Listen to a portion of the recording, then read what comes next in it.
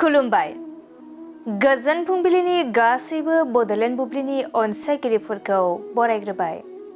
दिनै 20 नभेम्बर बुधबारनि फानजामुथिखौ फरायथिनो लादों आं उदांस्रि मुसाहारिया।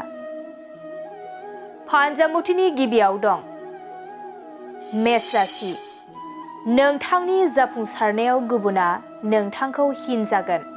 सांग्राङै थानाया गाहाम जागोन। बृष राशि। नोंथाङा गोजौ सोलोंथाइ लानो हागोन। गोजौ फारसे आगान सुरनो हागोन। मिथुन राशि। थांखांनाय जाथायफोरा गोसोआव फारि फारि जाखांफैगोन। गोसोआव गिखांनाय सोमजिगोन। कर्क राशि।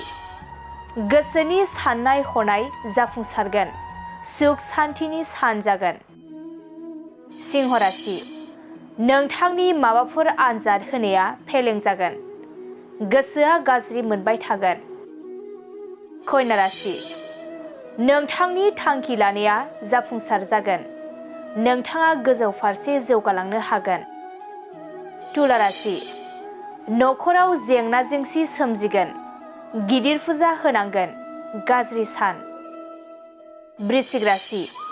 मोजां खामानि मावनो लानायाव गुबुना नोंथांखौ हेंथा होगोन। गोसोआ दुखु मोनखांगोन। धनु राशि। गोरोन्थि हाबा मावफ्लांगोन।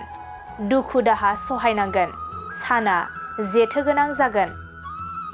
मकर राशि। माबा मोनसे खामानिनि थाखाय लोगोजों जगाजग खालामनांगोन। खामानिया जाफुंगोन। कुम्भ राशि। न'खराव धोन दौलत गोसारगोन। न'खराव सान्थि फैगोन। मोजां सान।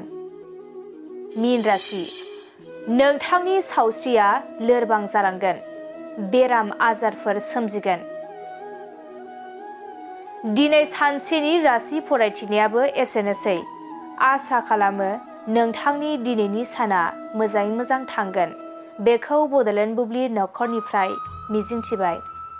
गोजोन्थों।